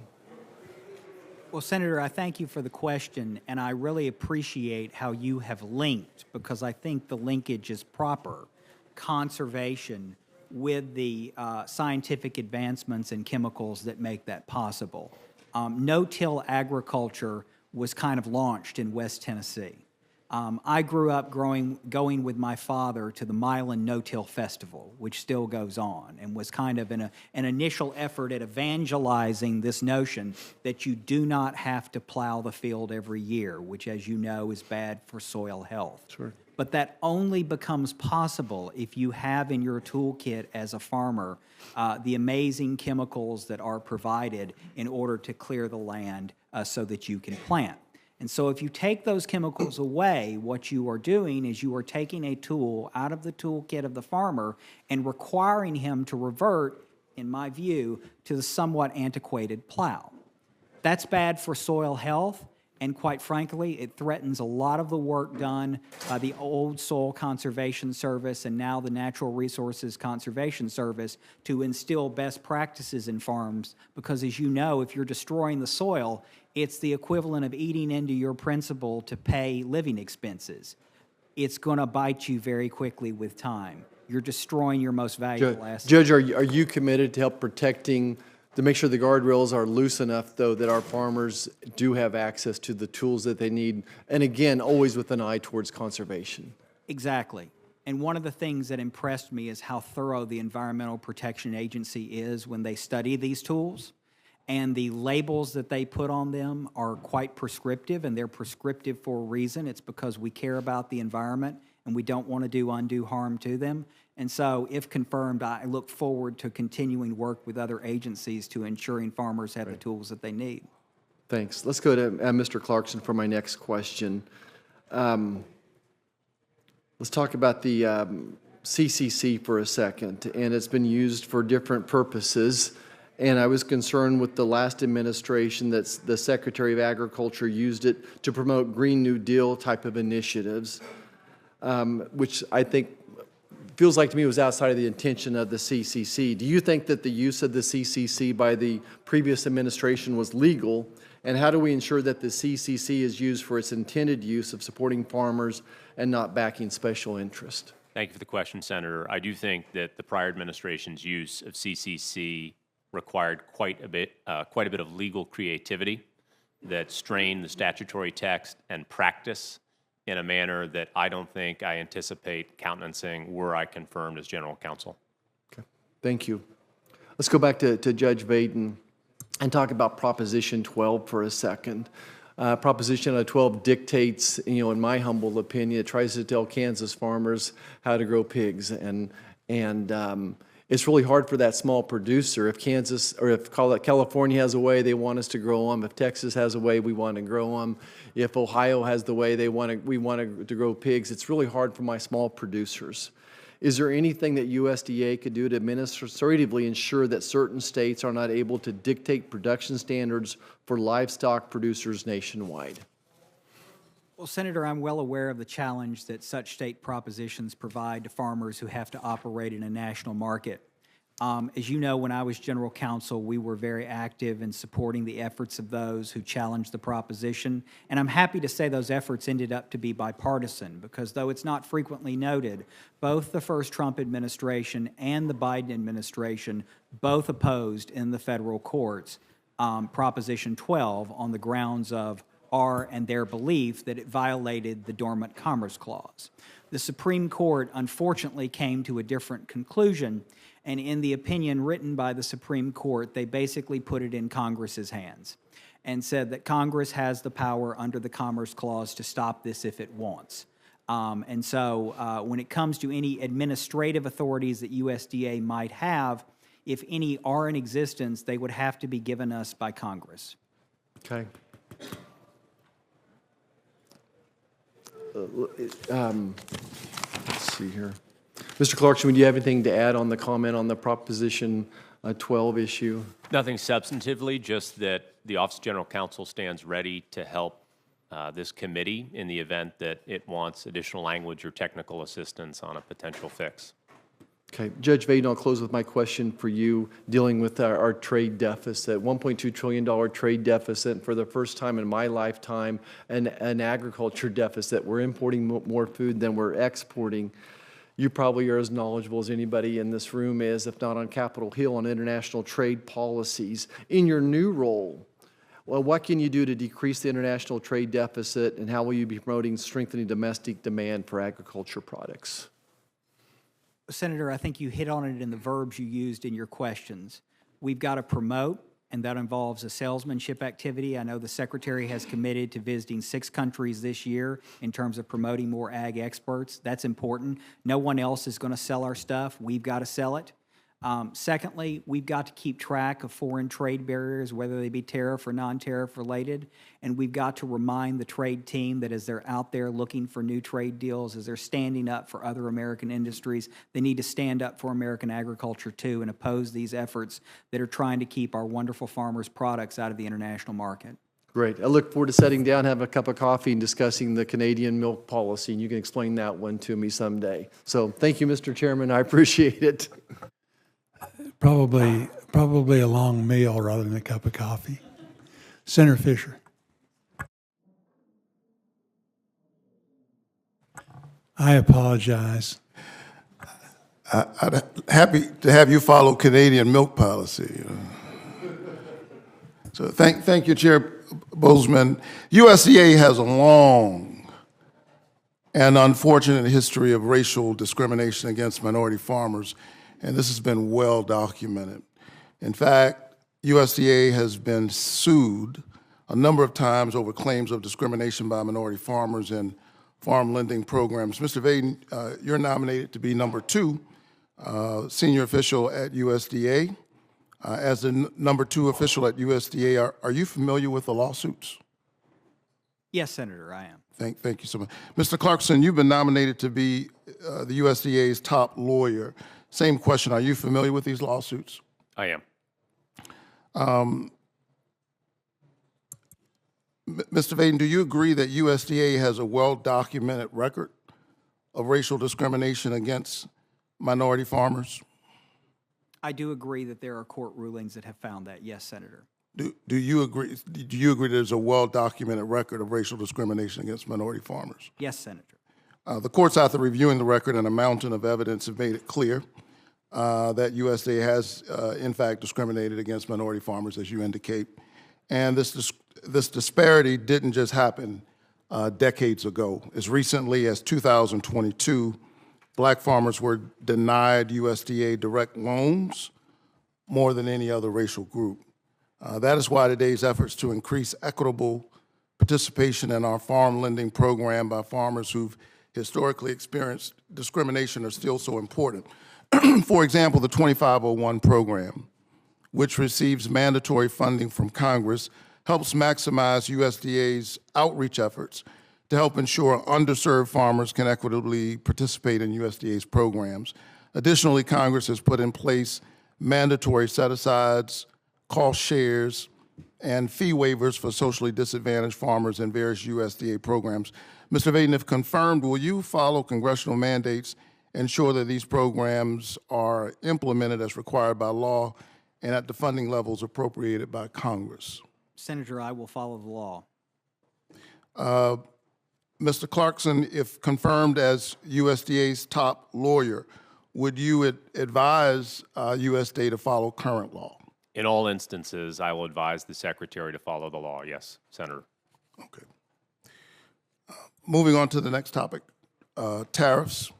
Last week, President Trump launched a trade war and imposed heavy tariffs on our trading partners and closest allies, which is really, in my view, a tax paid by Americans. Since then, since then, the markets have seen a massive drop and investors are losing confidence. Mr. Vaden, you've been working as a judge on the Court of International Trade, correct? Yes, sir. Is market uncertainty brought about by tariffs helpful or hurtful for our farmers? Well, Senator, I don't think market uncertainty is helpful for anyone, but the question is how long it goes on. Can you care to say more about that? Well, Senator, obviously, the market's adjusting to the current situation. I have to be careful what I say because my court could hear legal challenges with regard to the president's trade actions. But obviously, for any market participant, what you want is you want to know the price that you're going to get at the time you wish to sell. And that's what makes agriculture so unique. When the farmer plants his crop in the field, he doesn't know what price he's going to get, and he's making a bet on the future, a bet the likes of which most other industries don't have to engage in. And that's why this committee's work is so important in providing help to those farmers so that they can continue to provide the food. I can tell you that farmers on the ground in Georgia right now are very worried, and I'm talking to them all the time. Zippy Duval of the American Farm Bureau spoke to us a week or two ago, and he said that the folks that he represents are very concerned about uncertainty around their business. As you point out, it's a very difficult business. The margins of profitability are already very narrow. There's a lot that you don't control, weather, that kind of thing. So this uncertainty, we've seen this before. It happened during the first Trump administration, and there was an effort to provide some relief to farmers at an amount of $28 billion of taxpayer money that had to go to help farmers out of this trade war. You said it depends on how long. They're dealing with this issue right now. Can you say anything in terms of your role there at USDA, if confirmed, that would give farmers in Georgia some assurance that this won't go on and on? Well, Senator, my role, if confirmed, as Deputy Secretary of Agriculture would be to be a voice within the administration so that they know what's going on and to transmit these farmers' concerns to the policymakers so that they can take them into account and make the policies that will hopefully, over the long term, lead to rural prosperity. What will you do to make sure farmers in Georgia are not harmed by the trade war? Well, Senator, as the Secretary has publicly stated, she's going to watch the situation. She's very cognizant of the programs which you have referenced, which were run through the Commodity Credit Corporation in the President's first terms. And if there is a need to step in, she has committed to doing so. And so I take the Secretary at her word, and I think it's important that now we watch, wait, and see what happens. You've got to measure twice before you cut, and I think that that is what she is wisely doing. Well, you say measure once before you cut, measure twice before you cut once. I'm not sure that's what farmers felt last week when they heard these announcements. I think it felt very certain, very sudden, and erratic for that matter. And farmers are already operating on very, very narrow margins. They've been hard hit by recent disasters, that kind of thing. So, again, what assurances can you give me that I can pass on to the farmers in Georgia that you're paying attention to what they're dealing with right now on the ground? Because they're deeply concerned right now. Well, Senator, I've been a farmer myself, and I live in a community that's full of farmers. The concerns that your farmers are sharing with you, I have little doubt, are not much different than what I'm hearing when I'm at home in rural O'Brien County, Tennessee. And you can rest assured that those concerns will be heavily... Let me ask you this. Do you think trade wars are good for farmers or bad for farmers? Well, Senator, I think it's difficult for me as a federal judge to opine on whether I think a particular policy that might come before me as a judge is good or bad. I can say as a judge that I definitely see both sides of the equation. All right. Well, I'll opine. I think trade wars are bad for farmers. Thank you so very much. Senator Fisher. Thank you, Mr. Chairman. Thank you, gentlemen, for being here today and putting yourselves forward to serve your country. Judge Vaden, thank you for taking time to visit with me last week. I really appreciated in you mentioning that if confirmed, you would view one of your roles as being an ambassador for agriculture and rural America throughout the government. You and I talked about the importance of trade for Nebraska's ag economy and the impact that retaliatory tariffs can negatively have on our state. So how would you advise the Secretary and work with the rest of the administration to protect our ag producers from negative impacts of retaliation? And importantly, what steps would you advise to help our ag producers to get that access to new markets? We remember the previous administration left this country with a huge trade deficit, $49 billion. We want to change the course there. So how are we going to deal with the tariffs, which you're hearing a lot about, but also how do we work together across government, again, as we talked about in my office, to be able to promote access to new markets and develop the new trade that we so desperately need with agriculture, but also with manufacturing? Well, Senator, I appreciate the time that you kindly gave me to sit with you and talk about these concerns as they affect the farmers there in Nebraska. When it comes to the role of the Department of Agriculture, I think you hit on the word that is correct, the ambassadorial role. And thanks to this committee, we now have a mission area and an undersecretary that has as his full-time job trying to open up markets for trade. That is our Undersecretary for Trade and Foreign Agricultural Affairs. And when I served in the first Trump administration, one of the first things that I did when I came into the department was to help then Secretary Perdue stand up that area. We have an outstanding nominee for that position. I know he will soon be before this committee. I hope that this committee will confirm him quickly as well so that he can aid Secretary Rollins as she has announced 6 visits to international markets that it is vital that we open up to more American agricultural production. But that ambassadorial role is not limited to going and visiting foreign partners, as you know. And as you quite rightly noted in your question, it is also important that we act as an ambassador to our fellow cabinet agencies and remind them that the policies that they are considering have effects in rural America that may differ from those that they have in metropolitan areas of the country, and work with them to ensure that the policies that they seek to enact do not have unforeseen negative consequences in rural America. I've never had a problem picking up the phone and calling a friend at another cabinet agency, and if confirmed, you have my word that I'll be working those phones once again. Thank you. We also talked about the importance of ag research during our conversation and making sure that that research is going to be aligned with the producers' needs. The focus should be on producers' needs.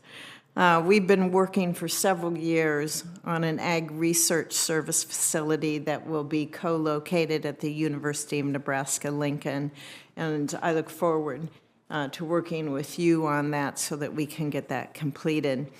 This is a facility that can really highlight how USDA works in collaboration with our land-grant universities and private industry to drive that innovative research that's needed. Could you talk a little bit about USDA's role in ag research ecosystem and thoughts that you have on how we can improve ARS? Well, our research, economic, and education mission area is vital to the future of agriculture. The work that is done there literally plants the seeds for profits that are to come in the future. And as you noted, it is vital that that research be laser focused on the needs of those who are engaged in production agriculture. That is the key constituency that we serve at the Department of Agriculture, and that is what our research should be focused on. And that goes not just for the Agricultural Research Service, but for the Economics Research Service and all of the other agency components of the REE mission area. Thank you, Judge, and thank you, Mr. Clarkson. Thank you, Mr. Chairman. Thank you, Senator Fisher. So I'm going to go vote in a second. That's the only thing we got to do around here is vote. And so they called a vote a while ago. So I'm going to turn things over to Senator Klobuchar, and then Jerry Moran is coming back. He had to go vote. He's on his way back to ask questions. So it should be just a minute or two. But again, I want to thank you all for being here. I think you did an excellent job today. As always, I want to thank our staff and Senator Klobuchar's staff for the great work of making all of this happen. So again, thank you. And Senator Klobuchar? I'll give you a question if you want to ask a question.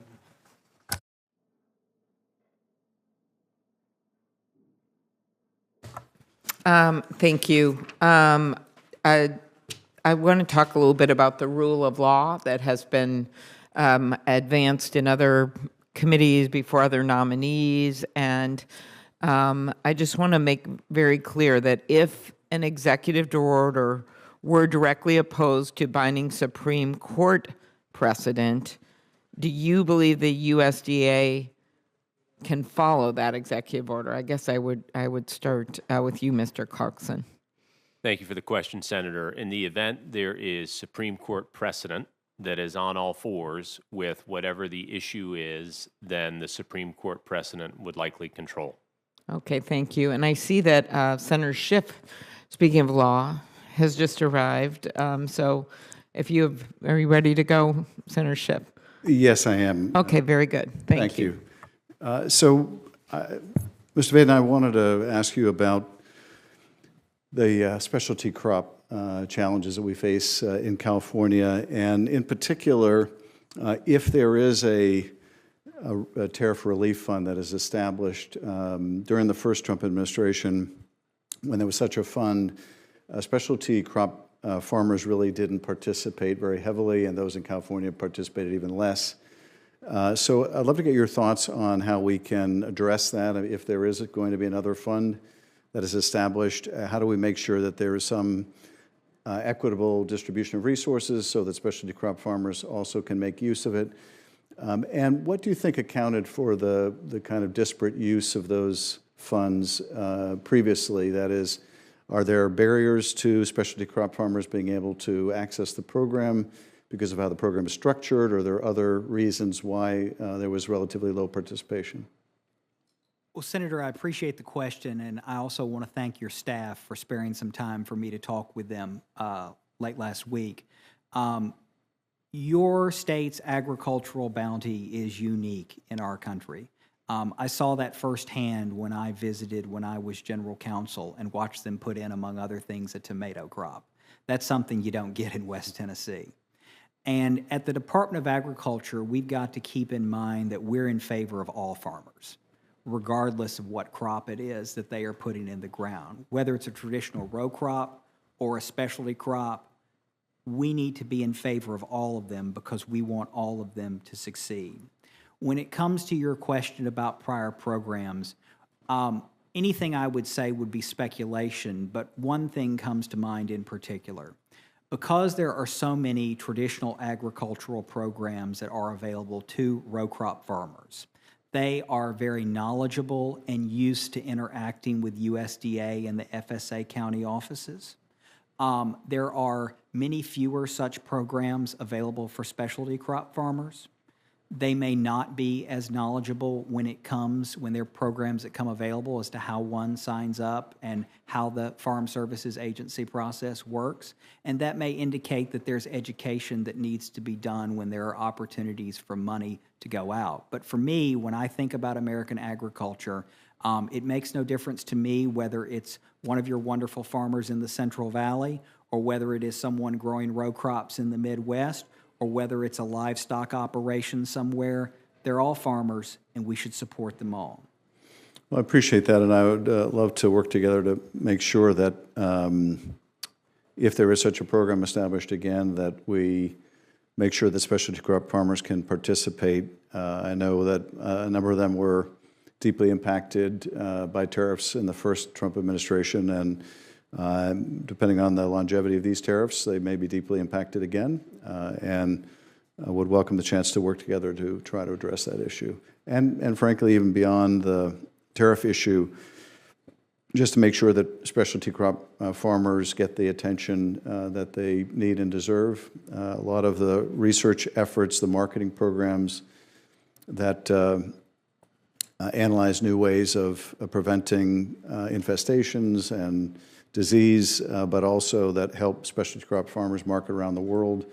I want to make sure those programs are robust and keep that industry very healthy. And I thank you, and I will yield back. Thank you very much. I appreciate this. I think we're going to just take a little recess while we wait for Senator Moran, and that's what we're going to do. So we'll wait a minute. Thank you.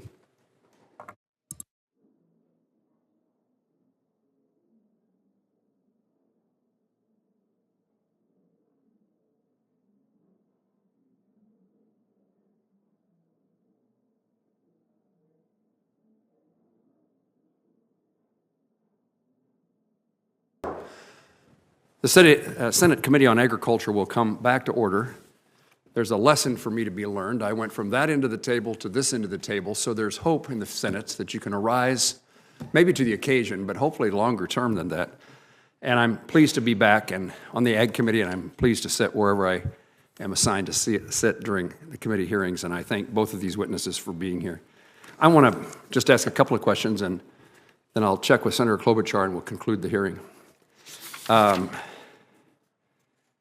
You and I, Judge Vaden, had a conversation in my office that I want to reiterate. You were engaged in efforts in the earlier Trump administration in regard to location of Department of Agricultural agencies in places outside of Washington, D.C. And one of the places that occurred was in Kansas City, Missouri, perhaps a few miles off course, but in our neighborhood. And what I discovered was that while the Biden administration, Secretary Vilsack, didn't overturn that decision, he really didn't enforce it, and that most of the employees who work in those two offices appear remotely. I'd like to know your reaction, and then I'd like to hear generally what plans you are aware of or would encourage or support that deal with other agencies and their location outside the Washington, D.C. metropolitan area. Well, Senator, you are correct that as General Counsel, I was involved in providing legal advice, which made the move of those two agencies possible to the Kansas City area. Those two agencies, NIFA and ERS, are vital to the work of the Department of Agriculture, but they're more importantly vital to the work of rural America. And I think it's a good thing that they are located out in rural America, closer rather to the people whom they serve. It has been publicly announced that the National Institutes of Food and Agriculture has a new director. That's Dr. Jay Hamby.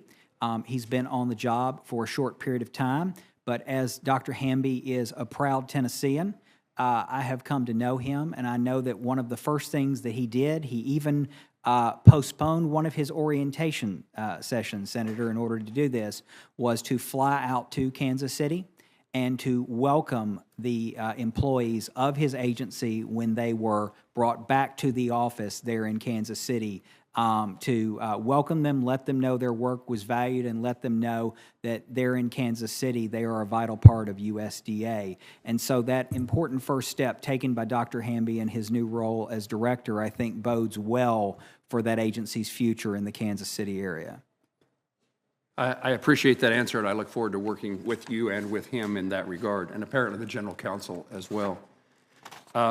Again, Judge Vaden, food aid is an important component of, in my view, our moral responsibilities as well as economic benefit to farmers and ranchers. I met this weekend with a half a dozen agricultural groups' leadership in Kansas to talk about the circumstance that we want to accomplish in regard to trade.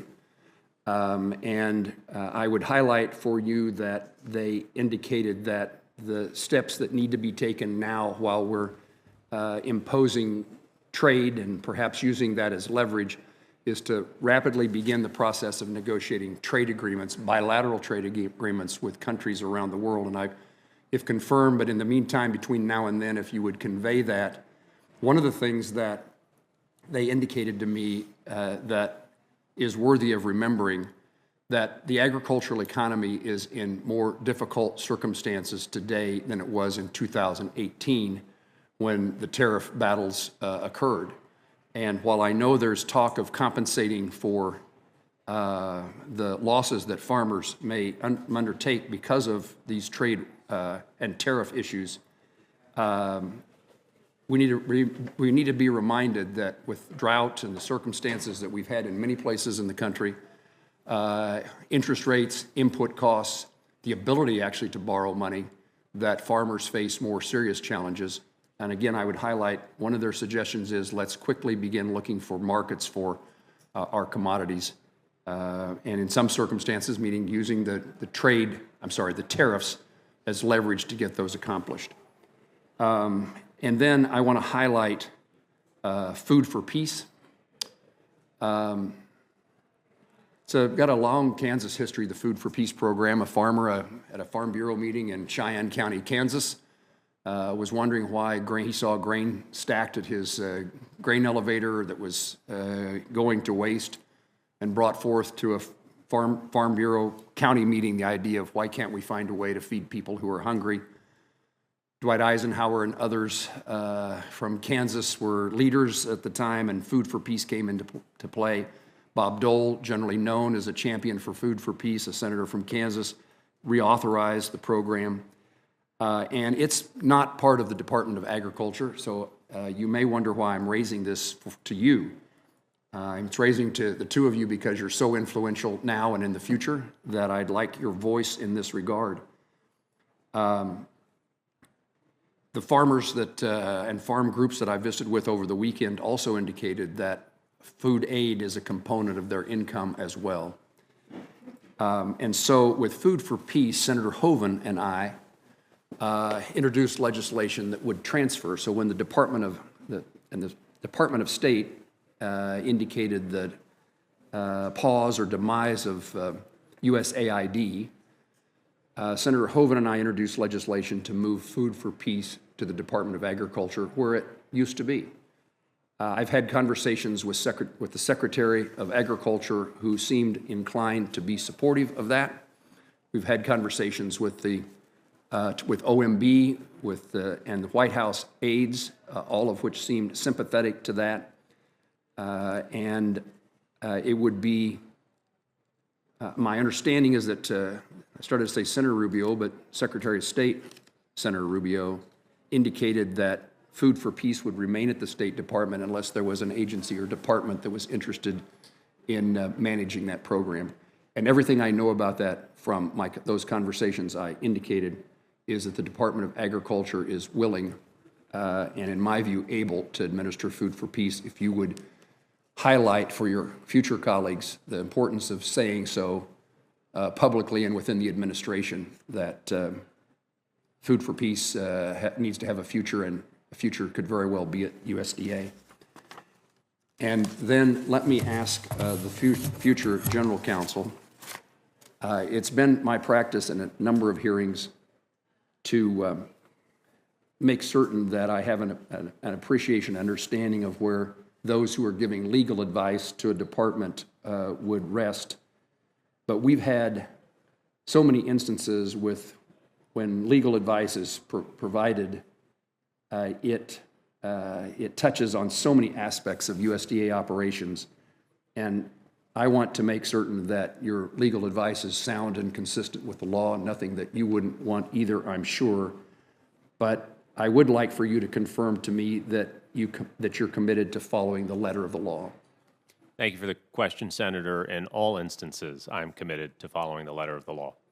And let me ask just one further question, that when a court rules what that law means, would your advice then be to the department to follow the order or judicial decision of the court? Yes. Mr. Chairman? Senator Boozman is such a good politician that he's letting me enjoy the moment of my chairmanship a moment longer. I would again thank, on behalf of Senator Boozman and Senator Klobuchar, I thank Judge Vaden and Mr. Clarkson for appearing before our committee and our committee members for their participation in today's important hearing. The record of this hearing will remain open for 2 business days, and the committee is now adjourned.